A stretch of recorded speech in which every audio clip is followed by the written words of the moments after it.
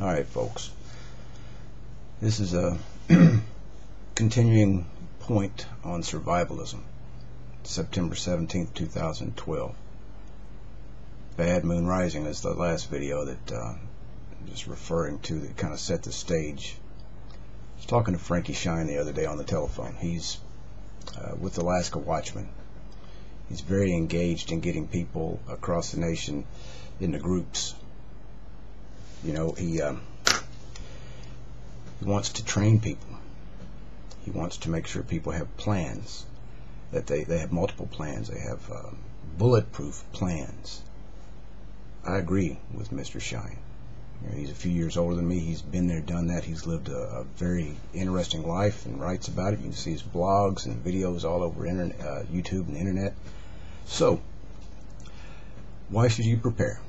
Well, you can answer that question for yourself. You're an idiot if you don't prepare, I believe. This includes family and friends. You know, you're stupid if you don't prepare. You're not paying attention if you're not preparing. Now, if you're afraid that your house is going to catch on fire, you're going to have a fire evacuation plan. You're going to say that in situation A, you're going to exit the front door. You're going to meet by the tree in the front left part of your lot. Situation B, you exit the window.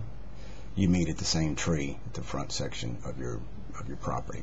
You tell people what the plan is. You might even practice that plan. It's not a bad idea. So, with things as they are, then let's assume that economic collapse has just happened. What now? You cannot buy anything else. If you had a boatload of money, you couldn't get a can of beans. So if you don't have it, you don't have it. You're not going to be able to buy it. Your job's gone. There's not another check coming, and if it was coming, it wouldn't be enough. So, all of your preparations, or the lack thereof, is all you've got. What are you going to do? You got a couple of days, I'd say you could shelter in place. You can use whatever resources you have in your home. As for me and mine, we're doing things already or we have done things already. We have things positioned in location B, which is, let's just say that's 30 miles west of here, and location C, which is 30 miles east of here, and then there's location D that is 30 or 40 miles south of here.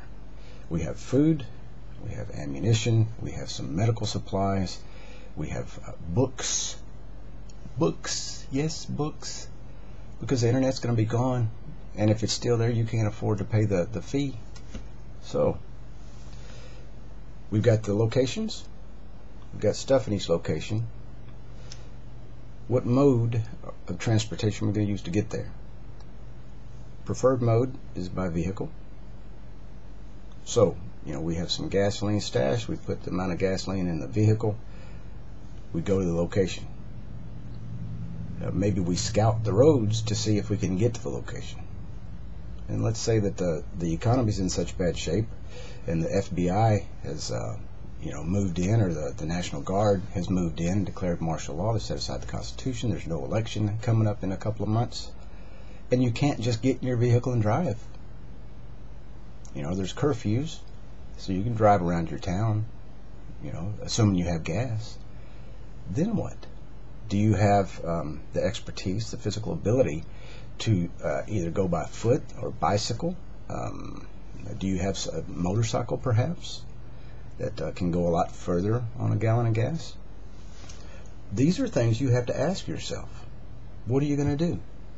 Okay, this video is getting a little bit long, so I'm going to stop it, and I'll continue my thoughts in the next video.